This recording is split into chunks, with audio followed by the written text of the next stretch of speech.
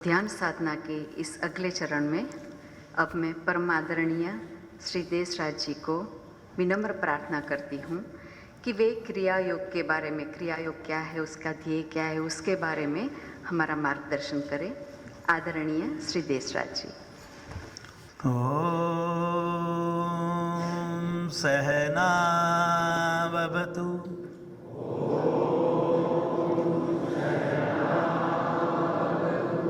सहनो भुनक्तु सह वीर्यं करवावहै तेजस्विनावधीतमस्तु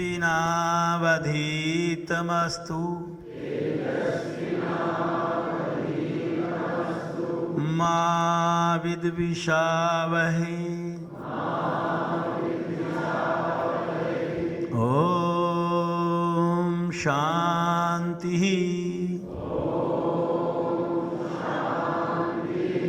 शांति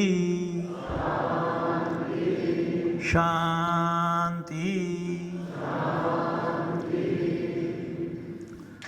पूजनीय मातृशक्ति, आदरणीय बंधुओं, 3 दिवसीय वार्षिक ध्यान एवं मौन साधना शिविर के पहले दिन के दूसरे सत्र में आप सबका हार्दिक स्वागत है। इसके पूर्व के सत्र में हमने जाना अष्टांग योग की साधना से एक साधक के जीवन में क्या क्या विशिष्टताएं सिद्धि के रूप में उसे प्राप्त होती हैं, क्या गुण उसके भीतर विकसित होने लगते हैं।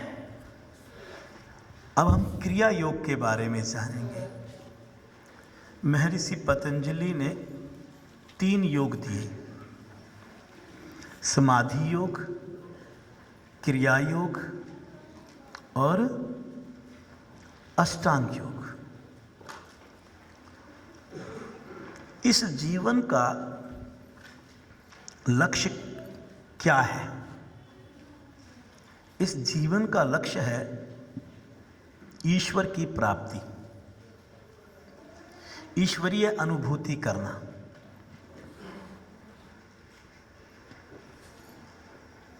यह अनुभूति किसी भी एक साधक को तभी हो सकती है जब वह साधना करते हुए कैवल्य अवस्था में पहुंचता है, क्योंकि कैवल्य अवस्था ही जीवन की पराकाष्ठा है।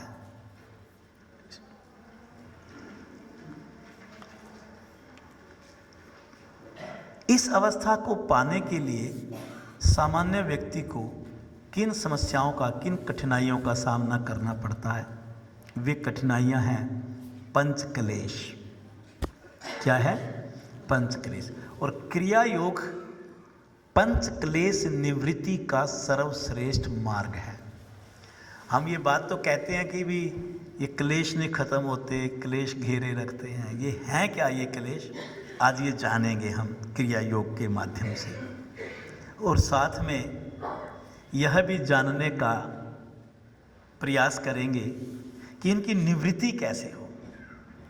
वो कौन सा मार्ग है साधना में जिनका अनुकरण करके, जिनका अनुष्ठान करते हुए हम अपने जीवन में इन क्लेशों से छुटकारा पा सकते हैं। बाधक तत्व है ये हमारी साधना के मार्ग के। क्या है ये? अगर इनकी निवृत्ति हो जाए तो स्वतः ही अंतःकरण शुद्ध होता है और साधना के मार्ग में आगे बढ़ना सहज हो जाता है। क्रिया योग के बारे में महर्षि पतंजलि साधन पाद के प्रथम सूत्र में कहते हैं, तपः स्वाध्याय ईश्वर प्रणिधानानि क्रिया योगा। तप, स्वाध्याय और ईश्वर प्रणिधान ये क्रिया योग है, इनका अनुष्ठान करना जीवन के अंदर। तप किसको कहते हैं? तप का अर्थ, सीधा अर्थ देखें तो संयम करना, नियंत्रण में लाना, अपने शरीर को अपने वशीभूत करना, अपने मन को अपने वशीभूत करना, अपने इंद्रियों को अपने वश में कर लेना, अपने चित्त को अपने वशीभूत कर लेना। जब शरीर, प्राण, इंद्रियां, मन, इनके ऊपर साधक का वशीकरण हो जाता है तो वह अपने अध्यात्म के मार्ग पर सहज रूप में आगे बढ़ने लगता है। जीवन में कठिनाइयाँ तो आती हैं, मुश्किलें आती हैं, जहाँ पर हमारी साधना भी डगमगाने लगती है। लेकिन जब आप इन कठिनाइयों का सामना करते हुए धर्म के मार्ग ना छोड़ो, उसको तप कहते हैं। बहुत बार ऐसा होगा जीवन में, आपको लगेगा नहीं कोई बात नहीं ना, अगर आपने अपने धर्म का मार्ग नहीं छोड़ा मुसीबत की घड़ी में भी, तो वह तप है। सुख दुख तो जीवन में आएंगे, भूख प्यास तो लगेगी, मान अपमान तो होगा, ठंडी गर्मी का सामना तो करना पड़ेगा। पर इन सारी परिस्थितियों में अभी तो क्या होता है, रात को कोई मेहमान आ जाए खाने पर तो आप कहते हैं कोई बात नहीं, आज तो डिनर है, कल सुबह केंद्र की छुट्टी कर लेंगे। हम छुट्टी कर लेते हैं, साधना की छुट्टी कर लेते हैं। अभी तो हमारी सोच ऐसी है। लेकिन तप के मार्ग पर चलने वाले साधक इन चीज़ों पर कभी कंप्रोमाइज नहीं करता, ये बात याद रख लेना। हम तप को और ज़्यादा विस्तार में समझने के लिए इसके अलग अलग रूप देखेंगे। एक होता है शारीरिक तप। गीता में एक सूत्र आता है, वो बिल्कुल इसी शब्द के ऊपर फिट बैठता है। युक्त आहार विहारस्य युक्त चेष्टस्य कर्मसु युक्त स्वप्नावबोधस्य योगो भवति दुःखा। जिसका आहार ठीक है, जिसका विहार ठीक है, जिसके कर्म ठीक हैं, जिसकी निद्रा ठीक है, ऐसे योगी को कभी कोई दुख नहीं आता, कोई दुख नहीं आता जीवन में। यहाँ पर शारीरिक दुख की ज़्यादा बात की गई है। शारीरिक तप जो करता है उसके जीवन में दुख नहीं आता। और मैं इसको दूसरे शब्दों में अपने संस्थान की भाषा में समझाना चाहूँ, जिसके जीवन में 3 चीज़ें आ जाएंगी। शुद्धि क्रिया, आसनों का अभ्यास। देखो बड़ी सिंपल भाषा बोल रहा हूँ, क्या बोला? शुद्धि क्रिया, आसनों का अभ्यास और सुपाच्य भोजन। तो उसको शारीरिक पीड़ाएं होंगी ही नहीं। आप देख लो क्या है ये बड़ी जो शुद्धि क्रिया है ना, इसको मैं सर्जरी कहा करता हूँ। सर्जरी, जो मल आपका शरीर स्वतः बाहर नहीं निकाल पा रहा है, आप शुद्धि क्रियाओं की सहायता से उसको बाहर निकाल देते हो। अगर भोजन सुपाच्य लोगे तो आपका पाचन और निष्कासन में अधिक ऊर्जा खर्च नहीं होगी और भोजन का पाचन समय पर होकर शरीर का पोषण बढ़िया होगा, तो शरीर के अंगों में दोष नहीं आएंगे। और उसके बाद अगर आसनों का अभ्यास कर लिया जाए तो फिर तो क्या कहने, तो आपका शरीर आपके वश में आ जाएगा। तो ये कौन सा तप हुआ? शारीरिक तप। और जितनी बात मैंने कही आपको योग की भाषा ज़्यादा समझ में आई होगी, सिंपल, जो हम आपके साथ करते हैं। दूसरा तप होता है वाचिक तप। बोलिए कौन सा तप? वाचिक तप होता है वाणी का तप, जीवा का तप। ये जीवा अगर साधक अपनी साधना से इसे अपने वश में ले ले तो 2 काम तो पक्के हो जाएंगे। क्या? एक तो ये गलत चीज़ नहीं स्वीकार करेगी, जैसे पिज़्ज़ा, बर्गर, नूडल्स, एक वो गोलगप्पे जिसको पानी पूरी भी बोलते हैं, है ना, मतलब जिन काउंटर्स पर शादी में सबसे ज़्यादा भीड़ होती है, उसको ये नहीं स्वीकार करेगी। देखो योगी हमेशा ऐसे काउंटर से दूर रहेगा, शादियों में ये पहचान करना। अब यहाँ आत्मचिंतन भी करते रहे न, साथ साथ आप भी उसी भीड़ और लाइन में लगे हो या दूसरी भीड़ में हो। दूसरा, ये कटु शब्द नहीं बोलेगी। यही एक ऐसी इंद्री है जो कर्म इंद्री भी है और ज्ञान इंद्री भी है। बाकी सब इंडिपेंडेंट अपना अपना काम करती है, डबल बैठी है ये। तो इसके ऊपर राज करना सीखना चाहिए हमारे को। जो एक सूत्र आता है ना, अथ योगः अनुशासनम, इसका सही अर्थ आम व्यक्ति नहीं जानता। इसका अर्थ है शासन करना अपने ऊपर योग है। तो इस जीवा पर जिस दिन आप शासन करना सीख जाएंगे तो आप सच मानिए जो वाचिक तप जो है, ये अनुशासन अगर आपके जीवन में आ जाएगा तो आप तपस्वी बन जाएंगे, आप योगी बन जाएंगे। आप कहते हैं, अभी आपको मौन के बारे में कहा था, कुछ तो असर पड़ा लेकिन पूरा असर नहीं पड़ा, अभी पड़ जाएगा। हम मौन में कहते हैं कि हर शब्द मंत्र है, हर शब्द मंत्र है, केवल वक्ता को उसका प्रयोग करना आना चाहिए। कब बोलना है, क्या बोलना है, कितना बोलना है। जितने भी झगड़े होते हैं वो ज़्यादा बोलने से होते हैं, गलत बोलने से होते हैं, गलत टाइम पर बोलने से होते हैं। होता है कि नहीं है? आप सोचो, आपके ध्यान, आपको एक वो महाभारत में एक वो आता है दृष्टांत कि जब दुर्योधन पहुंचा पांडवों के महल में तो सामने झरोखे में कौन बैठी थी? और द्रौपदी ने सिर्फ 2 शब्द बोले थे। हाँ? जो आप बोल रहे हो वही बोले थे। और उन 2 शब्दों का परिणाम क्या निकला? वाचिक शब्द, वाणी, मुंह से निकला हुआ शब्द क्या करवा देता है, आप कल्पना कर लीजिए। अतः हमें इसकी साधना जरूर करनी चाहिए, और इसकी साधना में मौन की साधना से बड़ी कोई साधना नहीं। अभी जो सुबह मैं कह रहा था कि भाई पति पत्नी में से किसी एक को क्रोध आ जाए और दूसरा शांत हो जाए तो उसका क्रोध भी शांत हो जाएगा। ये 2 हाथ हैं, ये हाथ कहते मैं ताली बजाऊंगा और मैंने इसको कर दिया नीचे, बजेगी क्या? आप सोचो ये बात, इसके अंदर बहुत बड़ा रहस्य छिपा हुआ है। भैया ताली तभी बजेगी जब दूसरा भी आगे बढ़ेगा। तो जो मर्जी करता रहे, मैंने कुछ करना ही नहीं।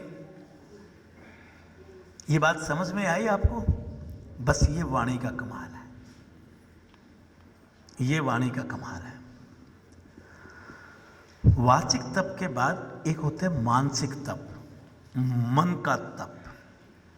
जो मेरे भीतर क्या चल रहा है, मेरे भीतर क्या चल रहा है, विचारों का अंबार, निकृष्ट विचार, नकारात्मक विचार। जो निकृष्ट विचार होते हैं वो मेरे चित्त को दूषित करते हैं, मेरे भीतर बुरे संस्कारों को बनाते हैं, मुझे मेरे ईश्वर से दूर लेकर के जाते हैं। मानसिक तप में साधक क्या करता है? अच्छा संग ढूंढता है जहां उसे अच्छी बातें सुनने को मिलती हैं। उदाहरण के तौर पर संतों को सुनना, महापुरुषों को सुनना, जब आप अच्छी बातें सुनेंगे तो आपके भीतर विचार कैसे चलेंगे, आप कल्पना कीजिए। आपके भीतर से जब अच्छे ही विचार पैदा होंगे तो धीरे धीरे धीरे क्या होगा, जो बुरे विचार हैं वो कम होने लगेंगे। आपके जीवन में मानसिक तप बढ़ने लगेगा। और मानसिक तप बढ़ने का मतलब एक और होता है। मानसिक तप बढ़ने का मतलब होता है मन का शांत होना, मानसिक शांति। और जब आपका मन ही शांत हो जाएगा तो फिर आपको क्या चाहिए, फिर तो हो गया काम, फिर तो यात्रा आपकी आसान हो जाएगी, यात्रा आपकी आसान हो जाएगी। और मानसिक तप के बाद आगे देखिए, गुणों के आधार के ऊपर भी 3 इसके रूप बतलाते हैं आपको। तामसिक तप, राजसिक तप और सात्विक तप। कौन कौन से बतलाए? तामसिक, राजसिक और आगे सात्विक तप। तामसिक तप क्या होता है? आप कोई साधना तो करते हो, पर साधना ऐसी करते हो जिसमें आप समाज में कोई बुराई करना चाहते हो, दूसरों का बुरा करना चाहते हो। एक उदाहरण दूंगा, आपको समझ में आएगा। रावण ने भी तप किया था, तप करके सिद्धियां हासिल की थी। और सिद्धि हासिल करने का लक्ष्य क्या था समाज में? अच्छा काम करना कि बुरा काम करना, शक्ति का सदुपयोग करना कि दुरुपयोग करना।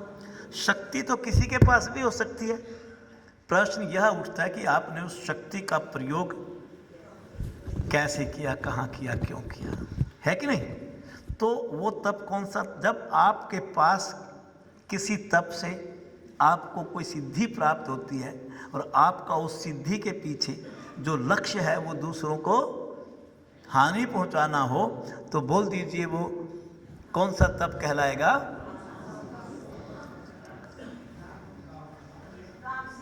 हाँ, बात समझ में आई? चलिए, एक होता है राजसिक तप।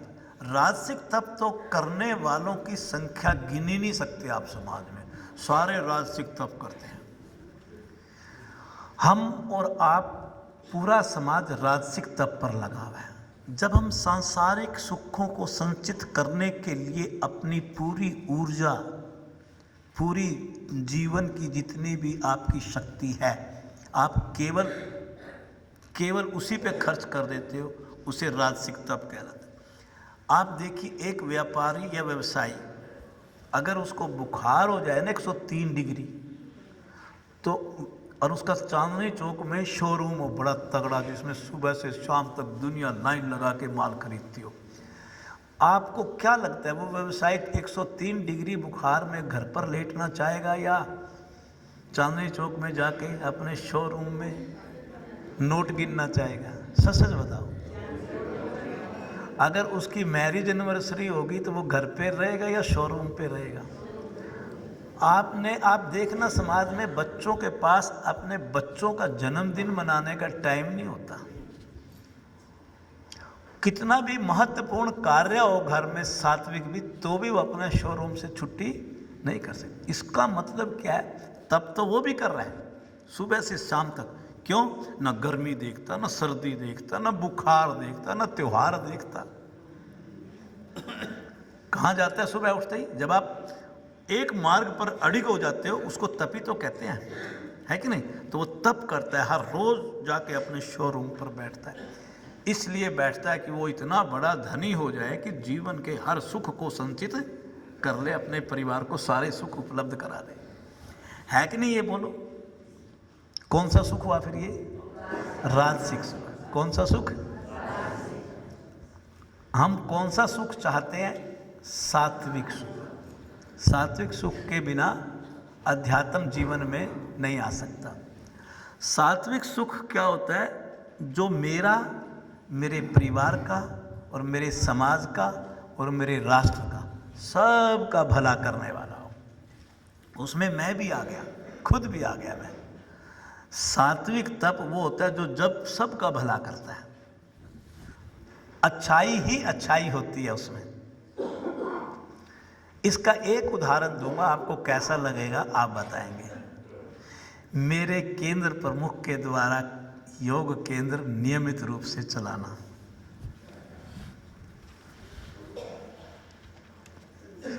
सोचिए, उसमें उसको सैलरी नहीं मिलती, उसको कमीशन नहीं मिलता, उसको बदले में कुछ नहीं मिलता, लेकिन वो केंद्र का संचालन करता है।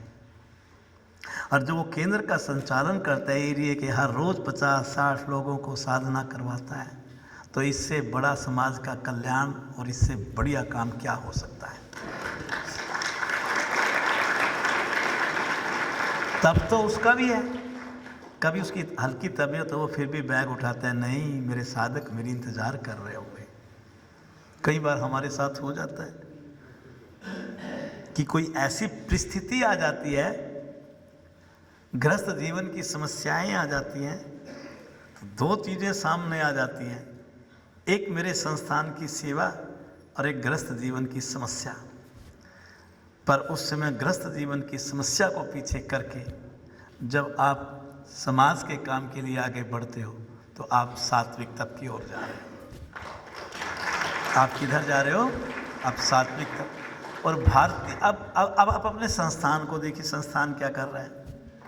संस्थान हम सब को सात्विक तप की राह पर ले जाना चाहता है।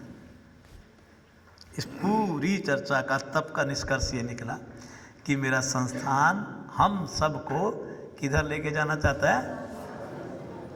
तप स्वाध्याय ईश्वर प्रणिधानानि क्रिया योग। स्वाध्याय, अध्ययन करना। किसका करना? पुस्तकों का करना या सामने वाले का करना या खुद का करना?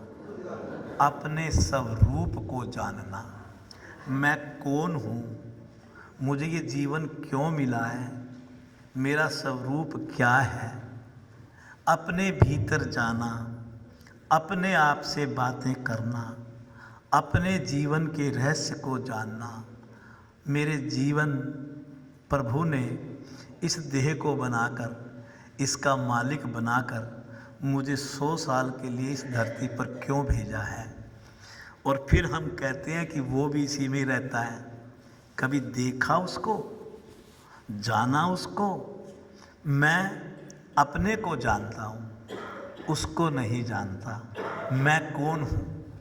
मैं कौन हूँ? कई बार मैं एक दृष्टांत सुनाया करता हूँ ध्यान के कार्यक्रम में, उसे दोहराऊंगा, आपको पता चलेगा वास्तव में स्वाध्याय किसको कहते हैं। स्वामी रामकृष्ण परमहंस कलकत्ता में काली माँ का मंदिर है, आश्रम है, जो कलकत्ता घूमने गए होंगे, नदी के किनारे, बड़ा सुंदर। वहाँ अपने शिष्यों के साथ रहा करते थे।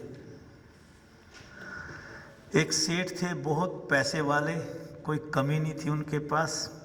एक दिन पता नहीं कैसे छुट्टी कर ली, संडे का दिन था। सोचा चलो स्वामी रामकृष्ण परमहंस के दर्शन करके आते हैं। उन्होंने सुन रखा था कि स्वामी रामकृष्ण परमहंस से माँ काली मिलने आती है। तो प्रवचन चल रहा था, जिज्ञासाओं शांत की जा रही थी। तो आखिर में वो भी साथ लगा लाइन में, थोड़ा नज़दीक स्वामी जी के, और धीरे से बोला, स्वामी जी आपको माँ काली के दर्शन होते हैं? कहते हैं हाँ। कहता आप जाते हो मिलने की वो आती है मिलने? आप जाते हो उनसे मिलने की? मुस्कुराते हुए स्वामी रामकृष्ण परमहंस जी बोले कि वत्स, जब मेरा मन करता है मैं माँ से मिलने चला जाता हूँ, और जब माँ का मन करता है माँ मिलने आ जाती है। कहता हाँ, कहता हाँ। लालच आ गया सेठ जी को, व्यापारी था। कहता मेरा भी काम हो जाएगा क्या? मुझे भी मिलवा दोगे क्या? कहता हाँ मिलवा देंगे। कहता पर एक चक्कर है स्वामी जी। कहता क्या? कहता मेरे पास टाइम तो नहीं, मैं तो व्यापारी हूँ, मैं यहाँ तो मिलने नहीं आ सकता। आप माँ को मना के मेरे बिजनेस सेंटर पे भेज देना, मैं भी मिल लूँगा। कहता हाँ भेज देंगे, वहीं भेज देंगे। बड़ा खुश हुआ, जाने लगा। कहता बात सुनो, मुझे क्या पता तेरा बिजनेस सेंटर कहाँ है, तू एड्रेस तो दे, तू रहता कहाँ है। उसने एड्रेस दिया। कहने लगे कहाँ का है। कहते मेरे ऑफिस का। कहते तेरी माँ तेरे ऑफिस से थोड़ी मिलने आएगी। कहता और। कहते वो तेरे से मिलने आएगी, भाई तेरा एड्रेस चाहिए, ऑफिस का एड्रेस नहीं चाहिए, ऑफिस का एड्रेस नहीं चाहिए। कहता और। कहता तेरा पता चाहिए, ऑफिस का नहीं। तो उसने अपने घर का पता लिख दिया। अब घर का पता लिख दिया। अब स्वामी जी ने पढ़ा, कहने लगे ये पता कहाँ का है। कहता मेरे घर का। अरे पगले, मैं तेरे घर का पता थोड़ी मांग रहा हूँ। तेरी माँ, मेरी माँ ना तो तेरे ऑफिस के पते पे आएगी, ना तेरे घर के पते पे आएगी। वो आएगी तो तेरे पते पे आएगी। अब सेठ जी घूम गए। अब सेठ जी घूम गए तो कहने लगे स्वामी जी मेरा पता। कहता हाँ तेरा पता। जिस दिन तू अपने पते पे पहुंच जाएगा, जिस दिन तू अपने पते पे पहुंच जाएगा, उस दिन माँ भी तेरे पते पे पहुंच जाएगी। हमें अपना पता ही नहीं पता। हमें बोलिए अपने पते का ही नहीं पता।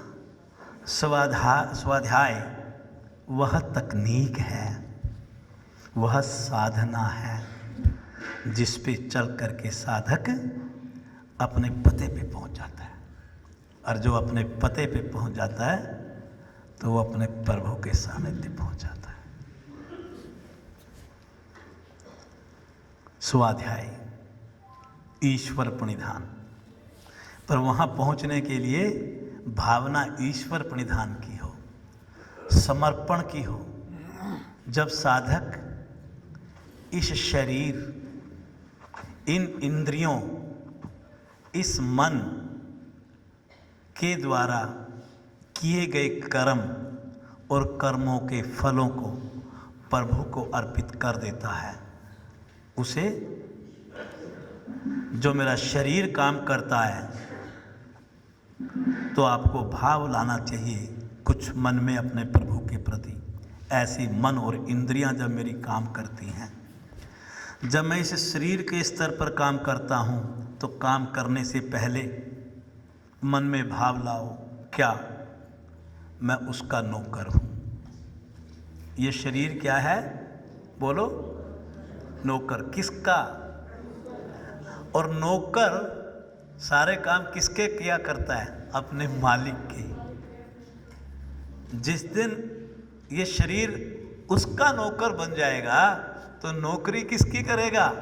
उसकी करेगा, तो काम उसके करेगा। तो ये शरीर ईश्वरीय कार्य में लग जाएगा। किस में लग जाएगा? ईश्वरीय कार्य। जब इस शरीर से काम करो तो उसका नौकर बन करके करो। और जब मन से काम करो तो सोचना ये मन मैं नहीं हूँ, ये मन बोलो ये उसका अंश है। मन क्या है? उसका अंश है। अगर ये मन उसका अंश है तो ये निकृष्ट कार्य कर नहीं सकता, ये निकृष्ट कार्य कर नहीं सकता। मैं शरीर हूँ तो उसका नौकर हूँ, मन हूँ तो उसका अंश हूँ, आत्मा हूँ तो मैं स्वयं परमात्मा हूँ। आत्मा हूँ तो स्वयं परमात्मा हूँ। चलते रहिए अंदर, और जाते जाते तो ना ये शरीर रहेगा ना तो ये मन रहेगा। तो स्वयं आत्मा के स्तर पर जब पहुँचेगा तो तू स्वयं परमात्मा बन जाएगा, तो स्वयं परमात्मा बन जाएगा। उसका बन करके उसका काम करो, उसका बन के उसका काम करो। मैं एक बहुत अच्छा उदाहरण दिया करता हूँ। हमारी आपकी कुछ करने की औकात नहीं है। हम ये सोचें कि हम मंच पे बैठ कर के मैं इन 500 साधकों का मार्गदर्शन कर सकता हूँ, मैं दावे से कहता हूँ कि हमारी कोई शक्ति नहीं है। वो स्वयं आपकी उंगली पकड़ता है, आपको जिस योग्य समझता है आपकी उंगली पकड़ करके आपसे अपना कार्य करवा लेता है। आप अहम में रहते हो कि काम मैं कर रहा हूँ, आप अहम में रहते हो कि काम मैं कर रहा हूँ।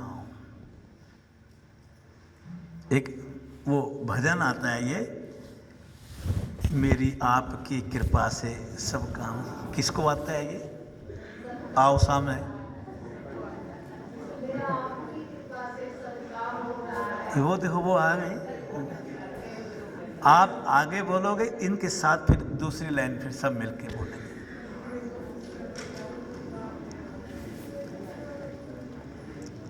और इसी के अंदर आप ईश्वर प्रणिधान की भावना को ढूंढना कि कैसे ये हम भजन तो गाते हैं लेकिन उसमें भाव भी तो बना लो। सबको नमस्कार। मेरा आपकी कृपा से सब काम हो रहा है, आपकी कृपा से सब काम हो रहा है। हो तुम कन्हैया मेरा नाम हो रहा है। मेरा आपकी कृपा से सब काम हो रहा है। पतवार के बिना ही मेरी नाव चल रही है। पतवार के बिना ही मेरी नाव चल रही है। हैरान है जमाना मंजिल भी मिल रही है। हैरान है जमाना मंजिल भी मिल रही है। करता नहीं मैं कुछ भी, सब काम हो रहा है। मेरा आपकी कृपा से सब काम हो रहा है। मेरा आपकी कृपा से सब काम हो रहा है। तुम साथ हो जो मेरे, किस चीज की कमी है। तुम साथ हो जो मेरे, किस चीज की कमी है। किसी और चीज की अब दरकार ही नहीं है। किसी और चीज की अब दरकार ही नहीं है। तेरे साथ से गुलाम अब गुलफाम हो रहा है। करते हो तुम कन्हैया मेरा नाम हो रहा है। करते हो तुम कन्हैया मेरा नाम हो रहा है। मेरा आपकी कृपा से सब काम हो रहा है। काबिल नहीं मैं इतना, तेरा पार कैसे पाऊं। काबिल नहीं मैं इतना, तेरा पार कैसे पाऊं। टूटी हुई वाणी से गुणगान कैसे गाऊं। टूटी हुई वाणी से गुणगान कैसे गाऊं। तेरी प्रेरणा से ही सब ये कमाल हो रहा है। करते हो तुम कन्हैया मेरा नाम हो रहा है। करते हो तुम कन्हैया मेरा नाम हो रहा है।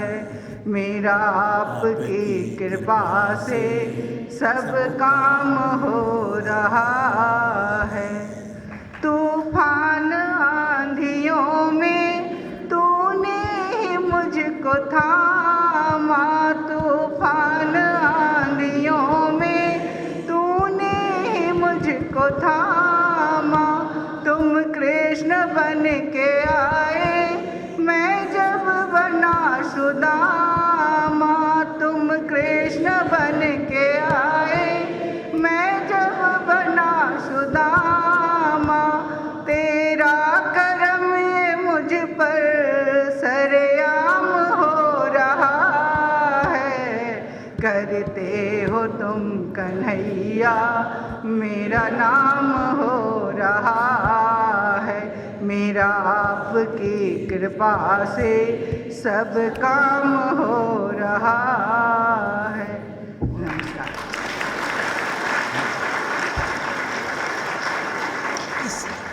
इस गीत के हर शब्द में ईश्वर प्रणिधान की भावना कूट कूट के भरी है। जब आप कोई भजन भी करो ना, उसके एक एक शब्द को जी करके देखो, आप भजन में ही उसकी अनुभूति कर लोगे, वो भी ध्यान बन जाएगा। हम सोचते हैं ध्यान सिर्फ आंखें बंद करके होता है। जब आप उसका कीर्तन करते हो तो भी उसकी अनुभूति होती है, उसकी भक्ति करते हो तो भी उसकी अनुभूति होती है, उसकी वंदना करते हो तो भी उसकी अनुभूति होती है, उसकी अर्चना करते हो तो भी उसकी अनुभूति होती है, उसकी सेवा करते हो तो भी उसकी अनुभूति होती है। ईश्वर को ही तो पाना है, ईश्वर को ही तो पाना है। इसके लिए जो विषय था वो था पंचक्लेश। क्रिया योग में पंचक्लेश हमारी साधना में बाधक है। 5 पंचक्लेश हैं, तभी तो इसका नाम पंचक्लेश पड़ा होगा। अविद्या अस्मिता, अविद्या अस्मिता, राग द्वेष अभिनिवेशः क्लेशः। अविद्या अस्मिता राग द्वेष अभिनिवेशः क्लेशः। सूत्र ढूंढ रहे हैं आप शायद, मैं सूत्र नंबर बतला दूं आपको। ये है 3 नंबर सूत्र है जो आपको लघु पुस्तिका दी है। और थोड़ा सा मैं सूत्र क्रमानुसार नहीं लेकर के चल रहा हूँ, ताकि जो मेरा सिलेबस है मुझे उसको ध्यान में रखना है 3 दिन का। हम इन 5 क्लेशों के बारे में जानेंगे और निवृत्ति के बारे में जानेंगे। आपको पता चलेगा वास्तव में महर्षि पतंजलि जो 2री-3री शताब्दी में हुए, आप सोचो उस समय हमारे ऋषि मुनियों की साधना किस स्तर की होती थी, और आज हम उन सब को भूल करके इस चकाचौंध की दुनिया में हमने जीना शुरू कर दिया। अगर हम केवल थोड़ा चिंतन कर लें, विचार कर लें उस समय की उस साधना के ऊपर, तो आज हम भी तर सकते हैं, हम भी तर सकते हैं। ये कथा नहीं है जो 3 दिन आपको सुनाई जाएगी, ये व्यवहारिक पक्ष है साधना का, जो वास्तव में व्यक्ति अपने आप को अध्यात्म को समझते हुए उस मार्ग पर चल सकता है। अविद्या के बारे में महर्षि पतंजलि लिखते हैं, अनित्य, असुचि, दुख, अनात्म सुख, नित्य, शुचि, सुखात्म, ख्यातिर्विद्या। अर्थात इसका अर्थ क्या है? सीधा सिंपल अर्थ, अनित्य को नित्य समझना, असुचिता को सुचिता समझना, दुख को सुख समझना, अनात्म को आत्म समझना अविद्या है। दोबारा बोलूंगा, अनित्य को नित्य समझना, असुचिता को सुचिता समझना, और दुख को सुख समझना, और अनात्मा को आत्मा समझना अविद्या है। अविद्या वास्तव में पंच क्लेशों की जननी है, मूल है। अन्य 4 क्लेश जो है ना, वो भी इसी की गोद में रहते हैं, इसी से उपजते हैं। अगर अविद्या, जिसको अज्ञानता कहते हैं, ये अंधेरा छट जाए तो बाकी चारों क्लेश भी आपका कुछ बिगाड़ नहीं सकते। अनित्य को नित्य समझना। हमें ये जो कुछ भी नजर आ रहा है चारों तरफ, सगे संबंधी, वस्तुएं, चीज, कोठी, कार, मकान, पैसा, इसमें कुछ भी नित्य नहीं है। इसमें ये कुछ भी शाश्वत नहीं है, कुछ भी रहने वाला नहीं है। आज है, कल नहीं। हमारे परदादा के पिताजी, जो हमारे पिताजी के परदादा थे, वो थे, आए, अपना काम किया, चले गए। फिर परदादा आए, चले गए, दादा भी गए, पिता भी गए। एक दिन, ये बात सत्य है। और हम क्या सोचते हैं, अनित्य को ही नित्य समझ जाते हैं। जो कुछ भी यहां दिखाई देता है सब परिवर्तनशील है। परिवर्तनशील कभी नित्य नहीं होता, कभी नित्य नहीं। इसको नित्य समझ लेना कि ये हमेशा हमेशा हमारे साथ रहेगा। जो तिजोरी की चाबी सास ऐसे टांग के रखती है, बहू को देती ही नहीं।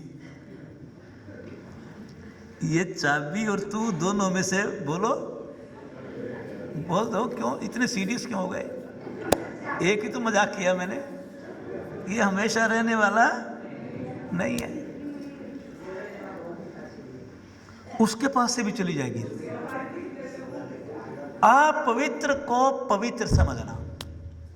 देखो, जब हम सुबह नहा धो करके शुद्ध कपड़े, सफेद कपड़े पहन लेते तो हम क्या सोचते हैं, हम पवित्र हो गए। ऐसा करते हैं ना। इस यहां अपवित्र है क्या? किसको अपवित्र कहा तुमने? इस कुर्ते को जो सुबह धुला हुआ पहना और पहने पहने शाम तक फिर ये मैला हो गया, फिर आपने इसको पवित्र कहना बंद कर दिया। इस शरीर को जिसके ऊपर 1 बाल्टी पानी की डाली और क्या कह दिया आपने? थोड़ा सा इस चमड़ी को उधेड़ के देखो क्या निकला? रक्त। रक्त को पवित्र समझते हो आप? आगे मांस है, पवित्र समझते हो? आगे हड्डी है, पवित्र को समझते हो? हमारी आंतों में मल पड़ा है, पवित्र समझोगे? हमारे मूत्राशय में यूरिन भरा पड़ा है। क्या चीज है इस शरीर के अंदर जिसे आप पवित्र कहोगे? ये शरीर है पवित्र कि ये मन पवित्र है जी? इस मन को कैसे पवित्र करोगे? इसमें तो आप बुरी बातें भी सोचते हो, इस मन से तो आप झूठ भी बोलते हो, इस मन से तो आप बुरा भी चाहते हो, इस मन में तो नकारात्मक विचार भी भरे पड़े हैं। तो इस मन को पवित्र कह रहे हैं आप? किसको पवित्र कहेंगे आप? उस चित्त को कहेंगे जिसमें जन्म जन्मांतर के निकृष्ट संस्कार वृत्ति बन करके उसको छाए हुए, जो मेरे भगवान से मुझे मिलने में बाधक बना हुआ है। किसको पवित्र कहेंगे? आपकी तिजोरी में रखे हुए नोट पवित्र हैं। क्या पवित्र है? क्योंकि बड़ी ईमानदारी से कमा रखे हैं ना, सारे सच बोल करके कमा रखे हैं ना, सारे सही तरीके से कमा रखे हैं ना। आप कल्पना कीजिए हम किसको पवित्र मान रहे हैं। अगर पवित्र है तो केवल एक है, तो जुड़ो उसके साथ। ये अविद्या का पर्दा मेरे ऊपर पड़ा हुआ है। अपवित्र को पवित्र मानना, अपवित्र को पवित्र मानना, दुख को सुख मानना। आप में से जो हमारी उम्र के बैठे हैं उनको पता होगा कि हमारी माँ चूल्हे पे खाना बनाया करती थी। किसी ने देखा ये सीन जरा? हाँ, ज़्यादा हमारी श्रेणी की है ये तो। चूल्हे पे खाना बनाया करती थी। जब अंगीठी आई ना तो कैसे मटक मटक के चले घर में कि अंगीठी आई, है ना। और एक फिर स्टोव आया, स्टोव तो जिंदगी बदल गई। कुछ भी नहीं करना, माचिस की तीली करो, ये करो, खाना बन गया। फिर आई गैस, और गैस आते ही क्या हुआ, साइकिल से स्कूटर आया तो जिंदगी बदली। उसको सुख माना हमने चूल्हे को जलाने के लिए जंगल से लकड़ी लाया करते थे। गैस को चलाने के लिए तो अब सिलेंडर भी नहीं मंगवाना पड़ता, पाइप से पहुंच जाती है। अब जो बात कहना चाह रहा हूं उसको पकड़ लेना। पहले हम पैदल चला करते थे, फिर साइकिल पे एक्सरसाइज करते चला करते थे, फिर टू व्हीलर पे कम से कम किक तो मारा करते थे। कार आई तो किक मारनी भी बंद हो गई। क्या सुख आया। पर ये जब सुख आया तो इस सुख ने धीरे धीरे धीरे धीरे इस शरीर को निष्क्रिय बना दिया। इसके पीछे सोचना, मैंने कार को सुख समझा, लेकिन कार का सुख मुझे मोटापा, रक्तचाप, हृदय रोग और मधुमेह का रोग देके गया। अगर ये कार ना आती तो जितने डायबिटिक पेशेंट आज हैं शायद इतने ना होते। अगर ये एसी ना होता तो हड्डियों के इतने रोग ना होते। तो आप किसको सुख कह रहे हैं? आपने जिसको सुख कहा वो हर सुख तुम्हारे दुख का कारण बना। इस सुख को, इस दुख को ही सुख समझना। बोल दो, ठीक है ना ये बात? फिर भी नहीं रहा जाता, ये भी सच्चाई है ना। अनात्म को आत्म समझना। अनात्म कहते हैं जड़ को। किसको कहते हैं? जड़ को। अर्थात असत्य को सत्य समझ लेना। जो मेरे सगे संबंधी हैं, जो मेरे बेटा बेटी हैं, जो मेरे दामाद हैं, मेरे पौत्र हैं, उनको मैं सत्य समझता हूँ। और उससे क्या होता है, मेरे भीतर दो चीज़ें आती हैं, एक राग और एक मोह। क्या आती हैं? एक राग और एक मोह, और दोनों मेरे दुख का कारण होते हैं। दोनों मेरे दुख का कारण होते हैं। और अस्मिता कल, ये अविद्या है सब। क्या है ये? अविद्या। और अस्मिता क्या है? दो चीजें होती हैं। एक होता है दृक् शक्ति, एक होती है दर्शन शक्ति। दृक् शक्ति होती है देखना, दृष्टा। दर्शन शक्ति होती है दिखाने वाला। इन दोनों को हम एक समझ बैठते हैं। इन दोनों को हम एक समझ बैठते हैं। दिखाने वाला कौन है? मेरा चित्त। देखने वाला कौन है? मेरी आत्मा। हम इन दोनों को एक समझ बैठते हैं। चित्त जड़ पक्ष है। क्या है? और आत्मा चेतन पक्ष है। जड़ और चेतन को एक समझ लेना हमारी भूल है। यही अस्मिता है। यही अस्मिता है। याद रखना, दृक् शक्ति पुरुष को कहा गया है, दृक् शक्ति चेतन को कहा गया है, दृक् शक्ति आत्मा को कहा गया है, दृक् शक्ति दृष्टा को कहा गया है, दृक् शक्ति चैतन्य को कहा गया है, दृक् शक्ति अकर्ता को कहा गया है। दृक् शक्ति का गुणों से कोई लेना देना नहीं, गुणों से परे है वो, गुणातीत है वो। क्या है? गुणातीत है वो, नित्य है वो, आत्मा है वो, स्वामी है वो, उसका अंश है वो, उसका अंश है वो। दर्शन शक्ति दिखाने वाली चित्त को कहा गया है। चित्त कौन है? वो दृष्टा का साधन है। जैसे आंखें हैं, दृष्टा का साधन है। जो चित्त दिखाता है वो आत्मा देखती है। चित्त जड़ है, इसलिए वहां कर्तापन का अभिमान है। चित्त तीनों गुणों से बना है, त्रिगुणमय है। ये गुणातीत नहीं है, ये नित्य नहीं है, ये अनित्य है, ये जड़ है, ये स्व है, ये अधीन है। चित्त में तम गुण भी रहता है, रजगुण भी रहता है और सत्वगुण भी रहता है। अविद्या से इसका जन्म होता है, अस्मिता का। किससे होता है? अविद्या से।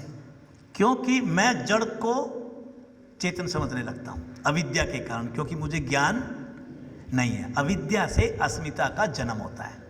मैंने आपको क्या कहा था शुरू में? अविद्या सब क्लेशों की मां है। और अस्मिता से राग का अस्मिता से राग का जन्म होता है, और राग से द्वेष का जन्म होता है।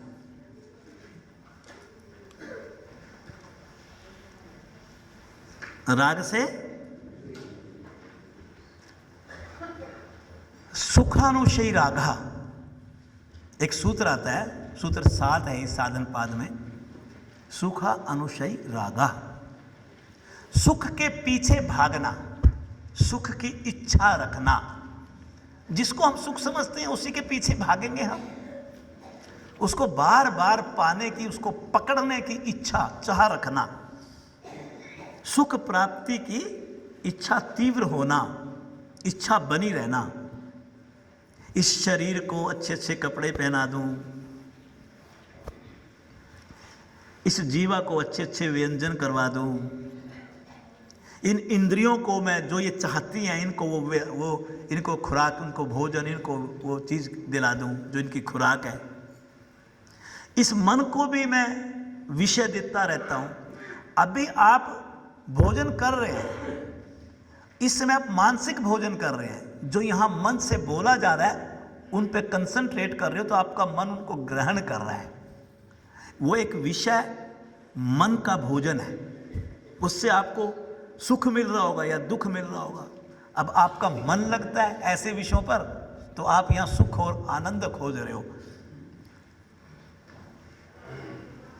शरीर, इंद्रियां और मन द्वारा विषयों में जो सुख की अनुभूति होती है, उससे जो आसक्ति, इच्छा, तृष्णा पैदा होती है हमारे भीतर, उसको हम राग कहते हैं। तृष्णा को राग कहते हैं। किसको? बोलिए। तृष्णा को। मैं 3 शब्द प्रयोग में लाया करता हूं। काम तृष्णा, भव तृष्णा, विभव तृष्णा। काम तृष्णा होती है साधनों की। मेरे पास अच्छे कपड़े हो, अच्छा मोबाइल हो, अच्छा टेलीविज़न हो, अच्छी कोठी हो, अच्छा कार हो, मेरे पास अच्छा पैसा हो। ये कौन सी तृष्णा है? काम तृष्णा। देखिए ये राग हमारे अंदर है कि नहीं है, चिंतन कीजिए आप। एक होती है भव तृष्णा, पद की तृष्णा। आप देखेंगे कई लोग पद के पीछे नाराज भी होते हैं, लड़ने मरने के लिए भी तैयार होते हैं, सब कुछ करने के लिए तैयार थे। बाई हुक कर क्रुक, उसको क्या चाहिए? पद चाहिए। आप सेवा के अंदर भी पद चाहते हैं। हम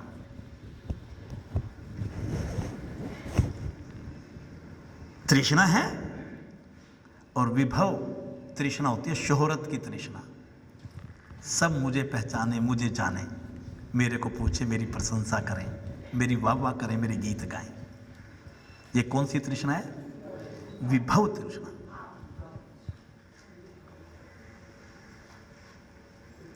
और गुणों के आधार पर भी इसको थोड़ा सा जरूर समझना चाहिए हमें। सात्विक, राजसिक और तामसिक तृष्णा। सात्विक तृष्णा क्या है? अभी हमारे यहाँ सोनीपत से वो महिला आई हुई है जिसने कई सेंटर खोले। सोनीपत से आई नहीं है? आई हुई है। हाँ, तो वो उनके अंदर एक तृष्णा है भगवान का काम करने की। 1 सेंटर, 2 सेंटर, 3 सेंटर, 4 सेंटर, गांवों में जाके सेंटर खोल दिए। सोनीपत की एक महिला आई है। अच्छा, बहुत अच्छे, बैठिए।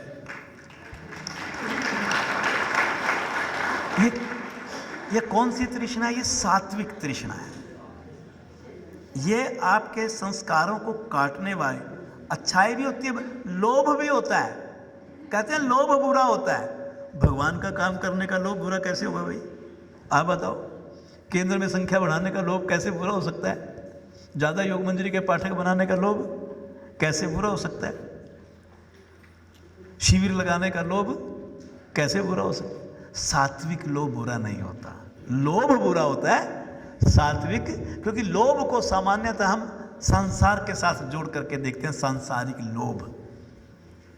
और राजसिक तृष्णा वही धन अधिक संचय करना, और तामसिक तृष्णा क्या बोलूं, मदिरा सेवन की तृष्णा। आप कभी देखा करो, कई लोगों को कार्ड मिल जाए ना शादी का, तो उसमें वो ये नहीं देखते कि शादी में फेरों का समय क्या है, कॉकटेल पार्टी का टाइम क्या है। ऐसे भी लोग होते हैं। कॉकटेल पार्टी का समय क्या है। हमारे ज़माने में, वैसे हमारे ज़माने में नहीं, पुराने महर्षियों के ज़माने में जब कोई शुभ कार्य हुआ करता था, ऋषि मुनि वो किया करते थे हवन, और राक्षस लोग आया करते थे भेष बदल बदल करके, ऊपर से उड़ करके। आपने वो देखी होगी रामायण। और वो उसके अंदर क्या छोड़ देते थे ऊपर से? हड्डी और मांस, ताकि वो।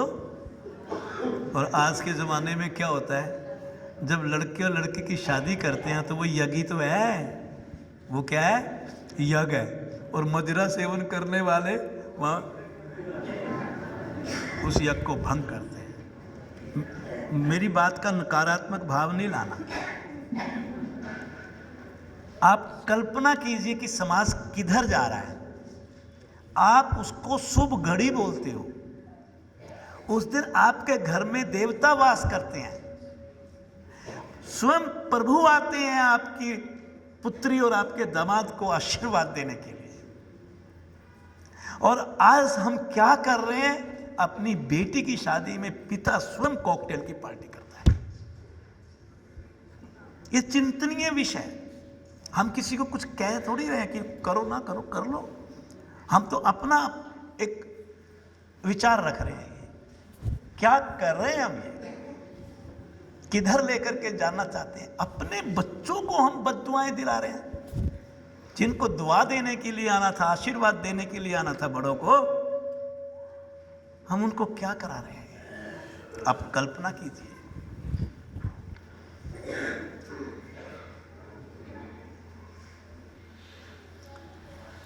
योग विशिष्ट में लिखा है क्या, राग के बारे में।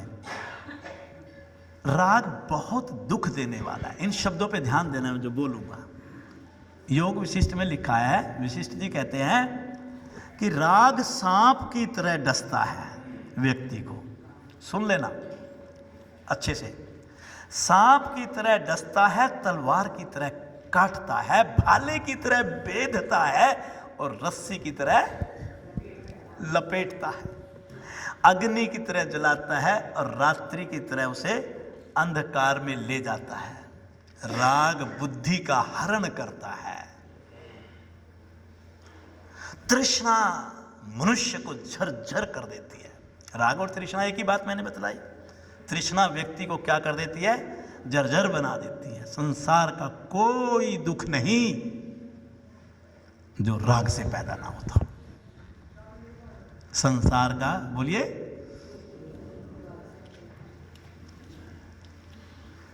जो राग से पैदा ना होता। मैं एक दृष्टांत सुनाया करता हूं, समय की कमी पड़ जाएगी, सुना दूं एक, क्योंकि चीजें तभी समझ में आती है राग करता क्या है।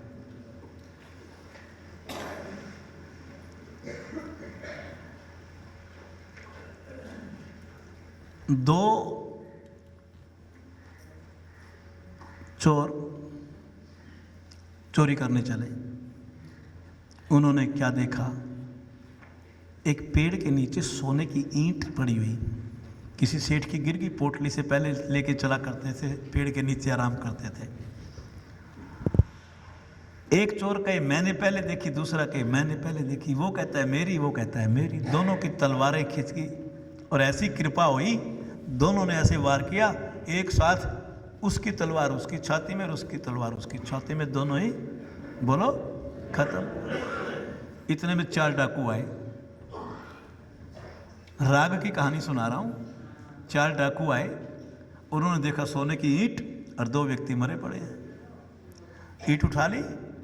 डाकू तो समझदार होते हैं, उन्होंने कहा बांटेंगे चारों, पर बराबर बराबर बांटेंगे भाई, वजन में गड़बड़ नहीं होनी चाहिए। और सही वजन कौन कर सकता है? सुनार। कहने गांव में चलते हैं और सुनार से इसके 4 हिस्से करवा लेते हैं।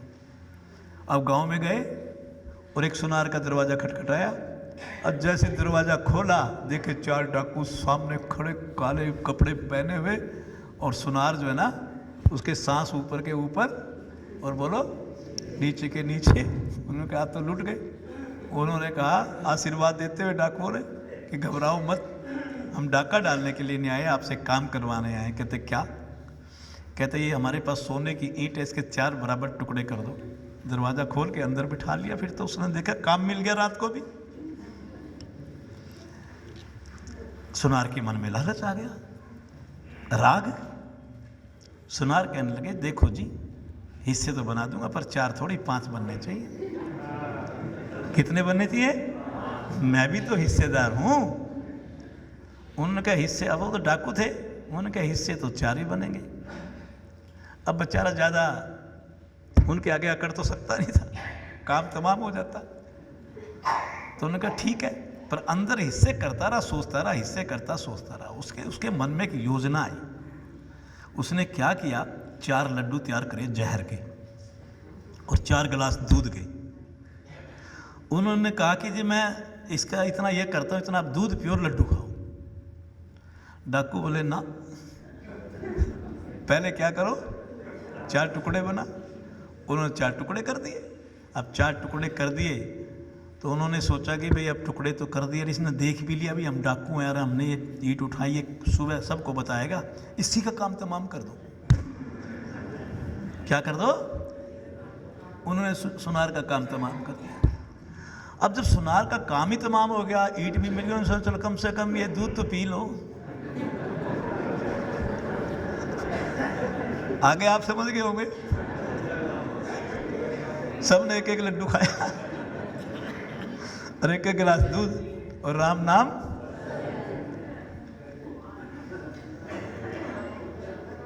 आप कल्पना करो, वास्तव में समाज इस राग के अंदर इतना डूब चुका है। ये आपको लगता है एक स्टोरी, लेकिन आप सच मानो इस राग के पीछे हम भी इस 100 वर्ष के दिव्य जीवन को 40 और 45 साल के अंदर नरक की जिंदगी बना करके टाइम से पहले खत्म कर रहे हैं। अब इसको दूसरे ढंग से समझ लो। द्वेष को थोड़ा छोटा कर दूं। जब आपको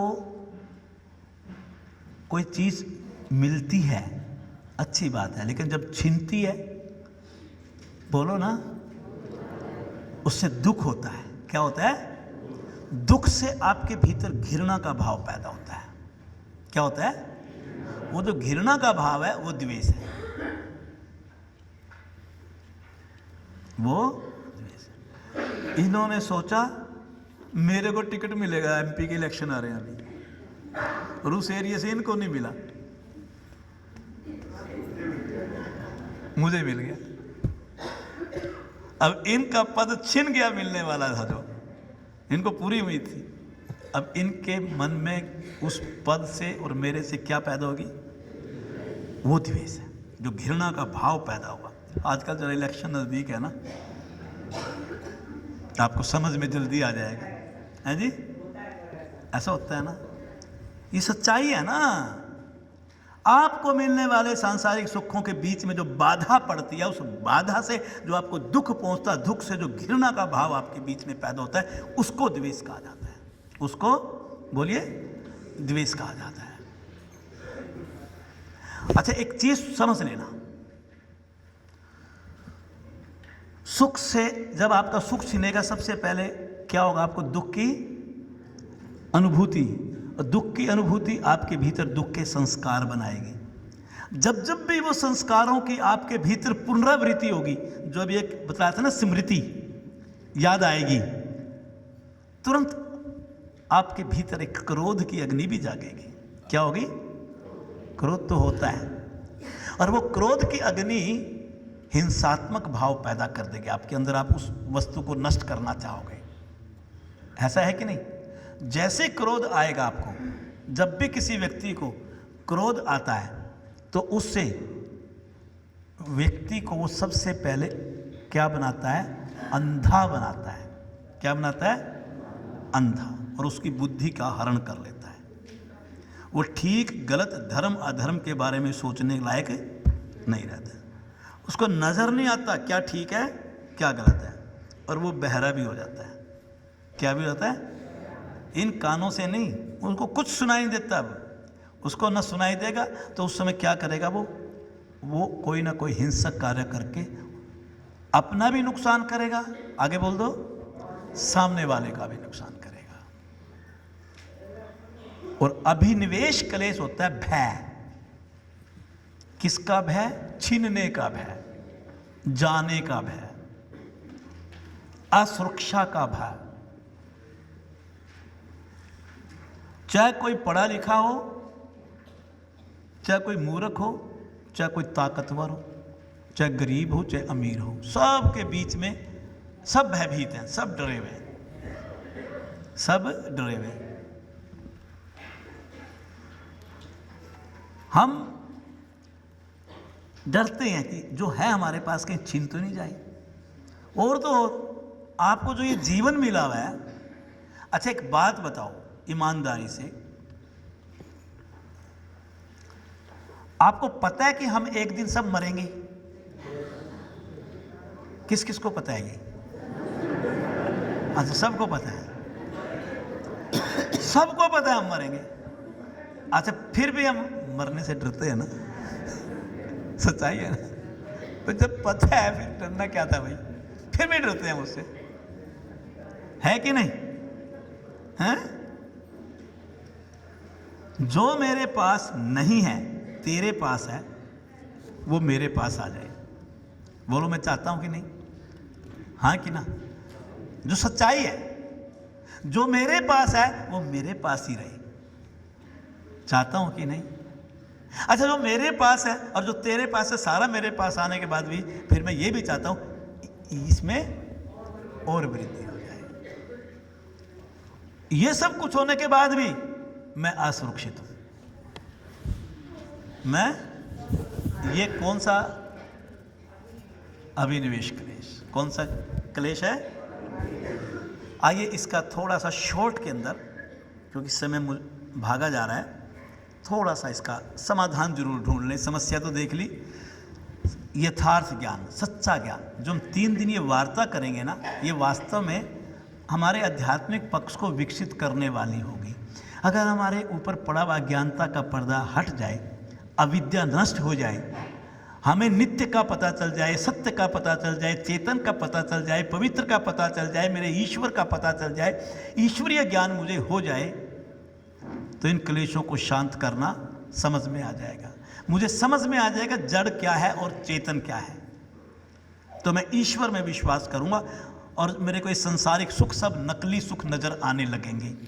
और ऐसा होने पर अविद्या और अस्मिता दोनों हमारी, इनका समाधान हो जाएगा। जीवन में सम अवस्था लाना। तीसरा क्या है? पहला क्या बोला मैंने? यथार्थ ज्ञान। दूसरा बोला भेद दर्शन। क्या बोला? भेद दर्शन। तीसरा है सम अवस्था। सम अवस्था अगर आ जाए, मान अपमान की स्थिति में आप एक जैसे रहो, सुख और दुख की स्थिति में आप एक जैसे रहो, तो इससे राग और द्वेष दोनों ही आपके शांत हो जाएंगे, क्योंकि राग से तो द्वेष पैदा होता है। योग क्या है? योग विषमता को समता में बदलने की ताकत देता है। योग क्या है? प्रतिकूलता को अनुकूलता में बदलने की शक्ति देता है। योग क्या है? दुख को सुख में परिणत करने की शक्ति देता है। योग क्या है? अपमान को मान में बदलने की शक्ति देता है, क्योंकि एक योगी सम अवस्था बनाना सीख जाता है। एक वो दृष्टांत मैं सुनाया करता हूं, 2 मिनट का है, वो भी बतला ही दूं कि एक संत गुजारा हमेशा अपनी भिक्षा से करते थे। सुबह जो मिल गया भिक्षा में वो उससे गुजारा कर लिया। तो एक बार वो किसी बूढ़ी अम्मा के दरवाजे गए संत। उन्होंने तो अपनी अलख जगानी थी हर रोज़, उन्होंने अलख जगाई।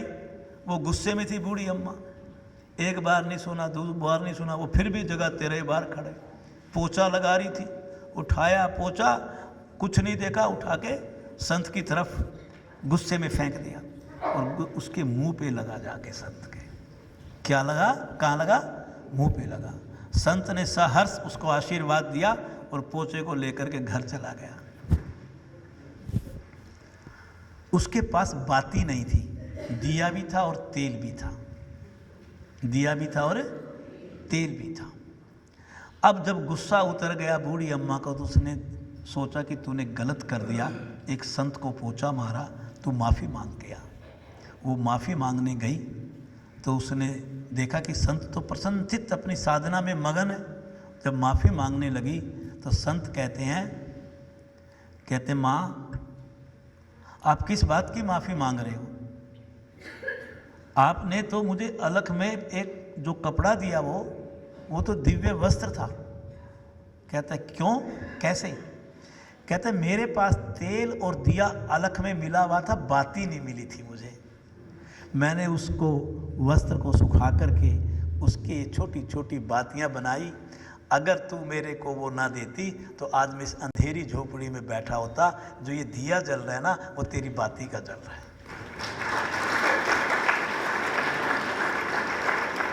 ये जो दिया जल रहा है ना, ये तेरी बाती का जल रहा है। ये योग, सम अवस्था, विषमता को समता में बदलना।